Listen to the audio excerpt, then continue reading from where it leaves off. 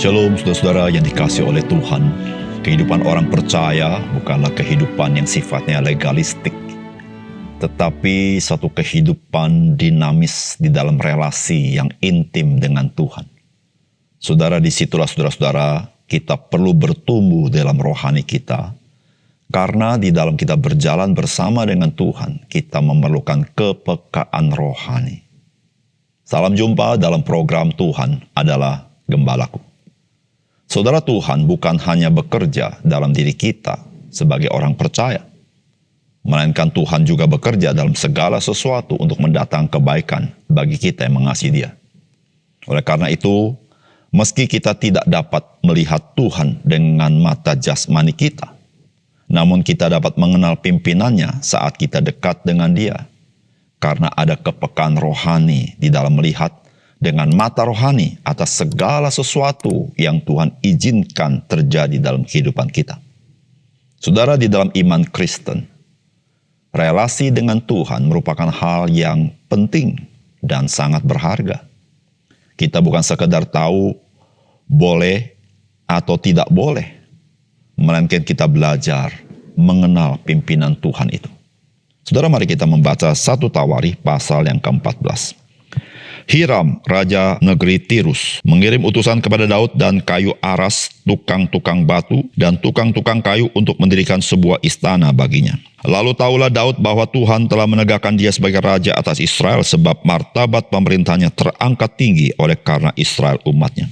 Daud mengambil lagi beberapa istri di Yerusalem, dan ia memperanakan lagi anak-anak lelaki dan perempuan. Inilah nama anak-anak yang lahir bagi dia di Yerusalem: Syamua, Sobab, Natan, Salomo, Ibar, Elisua, Elpelet, Nogah, Nefek, Yafia, Elisama, Beeliada, dan Elifelet. Ketika didengar orang Filistin bahwa Daud telah diurapi menjadi raja atas seluruh Israel, maka majulah semua orang Filistin untuk menangkap Daud. Tetapi Daud mendengar hal itu, lalu majulah ia menghadapi mereka. Ketika orang Filistin itu datang dan mengadakan penyerbuan di lembah Refaim, bertanyalah Daud kepada Allah, "Apakah aku harus maju melawan orang Filistin itu, dan akan kau serahkankah mereka ke dalam tanganku?" Tuhan menjawab, "Majulah, aku akan menyerahkan mereka ke dalam tanganmu." Lalu majulah ia ke Baal Perasim, dan Daud memukul mereka kalah di sana. Berkatalah Daud, "Allah telah menerobos musuhku dengan perantaranku seperti air menerobos." Sebab itu orang menamakan tempat itu Baal Perasim. Orang Filistin itu meninggalkan para allahnya di sana, lalu orang Israel membakarnya habis atas perintah Daud. Ketika orang Filistin menyerbu sekali lagi di lembah itu, maka bertanya lagi Daud kepada Allah. Lalu Allah menjawab, "Janganlah maju di belakang mereka, tetapi buatlah gerakan lingkaran terhadap mereka, sehingga engkau dapat menyerang mereka dari jurusan pohon-pohon kertau.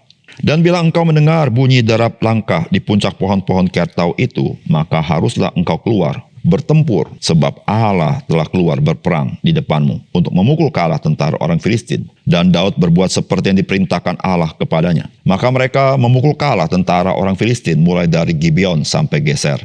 Lalu termasyurlah nama Daud di segala negeri, dan Tuhan mendatangkan rasa takut kepadanya atas segala bangsa.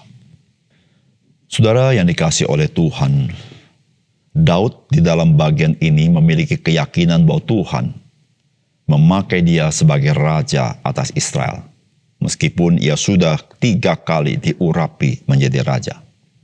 Ternyata memang ketetapan dan kenyataan bisa dapat berbeda, dan juga kenyataan dan keyakinan pun dapat berbeda. Saudara, apakah pesan firman Tuhan bagi kita? Yang pertama, Tuhan dapat mengkonfirmasi pimpinannya bagi kita melalui orang-orang di sekitar kita. Saudara, firman Tuhan berkata, Hiram, raja negeri Tirus, mengirim utusan kepada Daud dan kayu aras, tukang-tukang batu, dan tukang-tukang kayu untuk mendirikan sebuah istana baginya. Lalu Daud tahulah bahwa Tuhan telah menegakkan dia sebagai raja atas Israel, sebab martabat pemerintahnya terangkat tinggi oleh karena Israel umatnya. Saudara, Daud sekarang sudah menjadi raja atas Israel. Dan itu adalah raja secara faktual. Bukan sekedar raja secara pengurapan. Tapi sekarang Daud adalah raja faktual dari bangsa Israel. Tapi saudara, hari ini kita membaca bahwa Daud sekarang memiliki keyakinan bahwa dia memang dipilih Tuhan menjadi raja setelah Hiram, raja negeri Tirus, memberikan dukungan sepenuhnya bagi pembangunan daripada rencana Raja Daud itu. Saudara, di sini kita belajar sesuatu bahwa Tuhan, Dia bukan saja merencanakan, bukan saja menggenapi, tapi meneguhkan kita melalui apa yang terjadi melalui orang-orang di sekitar kita, supaya kita memiliki keyakinan akan apa yang Tuhan rencanakan itu. Saudara, seringkali dalam hidup kita, kita tahu ada rencana Tuhan. Kita sedang berjalan di sana, tetapi saudara, kita tidak memiliki keyakinan. Dan saudara, Tuhan tahu bahwa kita tidak memiliki keyakinan, dan Tuhan bekerja sedemikian rupa untuk meneguhkan engkau dan saya, supaya engkau dan saya memiliki keyakinan itu. Saudara yang dikasih Tuhan, apa yang Tuhan lakukan di dalam kehidupan kita sebenarnya supaya kita memiliki keberanian melangkah. Melangkah di dalam pimpinan Tuhan, melangkah dalam rencana Tuhan dengan tidak ada keraguan. Karena saudara, keraguan itu dapat membuat kita tidak melangkah sebagaimana seharusnya kita melakukannya di dalam iman kita. Oleh karena itu, saudara yang kasih dalam Tuhan, betapa penting kita menjadi orang Kristen yang peka akan konfirmasi Tuhan dari sekitar kita. Dan semuanya itu bisa kita alami jikalau engkau dan saya bertumbuh di dalam Tuhan dan hidup dekat dengan Dia. Di situ, saudara, mata rohani kita menjadi celik dan kita bisa mengetahui akan apa yang Tuhan sedang kerjakan dalam hidup kita. Yang kedua, saudara, pimpinan Tuhan itu bukan berarti kita tidak akan menghadapi kesulitan. Namun melalui kesulitan itu kita akan diteguhkan bahwa Tuhan itu ada di pihak kita. Saudara, firman Tuhan berkata, ketika didengar orang Filistin bahwa Daud telah menjadi raja atas seluruh Israel, maka majulah semua orang Filistin untuk menangkap Daud. Tetapi Daud mendengar hal itu, lalu majulah ia menghadapi mereka. Ketika orang Filistin datang dan mengadakan penyerbuan di lembah Refaim, bertanyalah Daud kepada Allah, apakah aku harus maju melawan orang Filistin itu, dan akan kau serahkankah mereka ke dalam tanganku? Tuhan menjawab, majulah, aku akan menyerahkan mereka ke dalam tanganmu. Saudara, Alkitab mengatakan setelah orang Filistin tahu Daud menjadi raja, maka orang Filistin menyerbu dan menangkap Daud. Saudara, Daud tidak berkata kepada Tuhan, Tuhan, kenapa? Kalau Tuhan mau saya jadi raja, kenapa orang Filistin malah menyerbu saya? Saudara, tidak demikian. Saudara, ketika Raja Daud diserbu oleh orang Filistin, inilah perkataan Daud, apakah aku harus maju melawan orang Filistin dan akan kau serahkankah mereka ke dalam tanganku? Saudara, Daud menghadapinya, tetapi bukan menghadapi dengan hikmatnya sendiri, dengan kekuatan sendiri, tapi saudara, dia menghadapi dengan pimpinan Tuhan. Saudara yang dikasih oleh Tuhan, dari sini Daud dikonfirmasi sekali lagi dengan kesulitan, tantangan, serangan daripada orang Filistin. Tuhan mau memberitahukan Daud bahwa Tuhan ada di pihak Daud. Saudara yang dikasih oleh Tuhan, ketika kita sebagai orang Kristen hidup sesuai pimpinan Tuhan, tidak berarti bahwa semuanya akan lancar.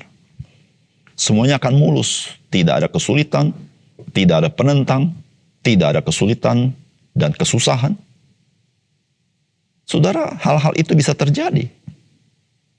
Namun semuanya itu Tuhan ingin memberitahukan kepada kita supaya kita mengalami bahwa Tuhan sebetulnya ada di pihak kita.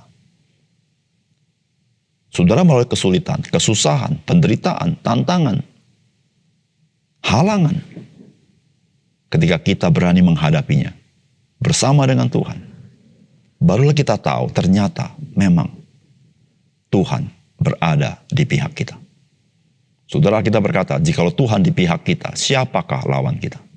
Saudara, biarlah itu menjadi sebuah keyakinan, keberanian, keteguhan dan kesungguhan kita di dalam mengikuti pimpinan Tuhan dan tidak pernah menyerah dan tidak pernah kecewa. Saudara, mari kita harus ingat, kesulitan, tantangan, penderitaan, halangan hanya ingin memberitahukan kepada kita bahwa Tuhan ada di pihak kita. Mari kita berdoa. Bapa surga, terima kasih untuk kebenaran firman-Mu. Biar Engkau meteraikan firman-Mu hati kami, supaya kami memiliki keyakinan bahwa Tuhan, Engkau sedang berjalan bersama kami, dan Engkau ada di pihak kami. Sehingga kami tidak pernah menjadi ragu, tidak pernah menjadi tawar hati, tapi kami memiliki keberanian, keteguhan di dalam melakukan apa yang Tuhan inginkan. Terima kasih untuk firman-Mu. Dalam nama Tuhan Yesus kami berdoa. Amin.